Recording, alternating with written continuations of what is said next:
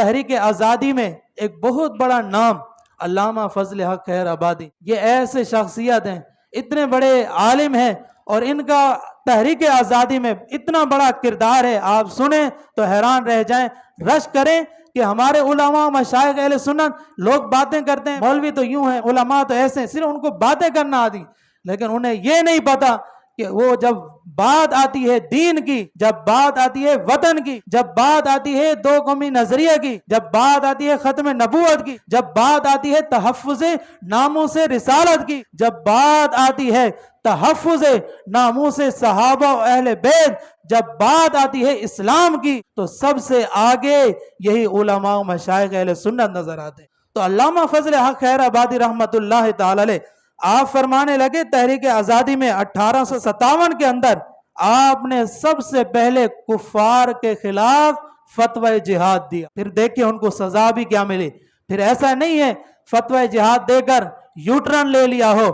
या थोड़ी बहुत तकलीफ पहुंची हो तो कहा हो कि बस मेरा इससे कोई ताल्लुक नहीं, लिहाजा मैं फतवा जिहाद वापस लेता हूं। अल्लामा फजल हक खैर आबादी रहमतुल्लाह तआला अलैह ने जब फतवा जिहाद दिया,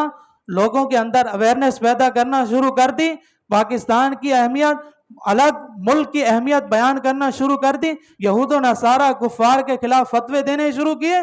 तो कुफार ने पकड़कर अल्लामा फजल हक खैर आबादी को बंद कर दिया, जेल में डाल दिया। कह दो बंद की सऊबतें बर्दाश्त करते रहे, हत्ता कि कहा गया कि अल्लामा फजल हक खैर आबादी पर वो एक खास किस्म का लिबास होता था कांटों डाला, हत्ता कि वो कहते हैं कि अगर किसी भैंस पे भी रखा जाता तो भैंस भी कांपने लग जाती थी। वो अल्लामा फजल हक खैर आबादी को पहनाया गया, इस कदर सख्त तकलीफें देगी, वो पहनाकर सर के ऊपर मट्टी का टोकरा रखकर कहा जाता था चलो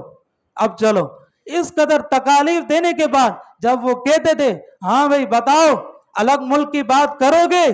अल्लामा फजल हक खैर आबादी के जुमलों पर कुर्बान जाइए। अल्लामा फजल हक खैर आबादी रहमतुल्लाह तआला फरमाते थे ये तकलीफ जो मैं बर्दाश्त कर रहा हूँ ये हुजूर नबी रहमत सल्लल्लाहु अलैहि वसल्लम के दीन की खातिर बर्दाश्त कर रहा हूँ। ये क्या तकलीफ है, इससे बढ़कर भी तकलीफें दो तो अल्लामा फजल हक खैर आबादी कभी भी मुनकिर नहीं हो सकता। हाँ, उसका फिर भी यही दावा होगा, यही आवाज होगी कि हम अलग मुल्क हासिल करके रहेंगे। हत्ता कि जब देखा कि अल्लामा फजल हक खैर आबादी तो भाई किसी सूरत में नहीं मान रहे, पीछे नहीं हट रहे, तो अल्लामा फजल हक खैर आबादी को उन्होंने काले पानी की सजा दी और उसी से अल्लामा फजल हक खैर आबादी की जो है शहादत हुई, मौत वाक़ई हुई।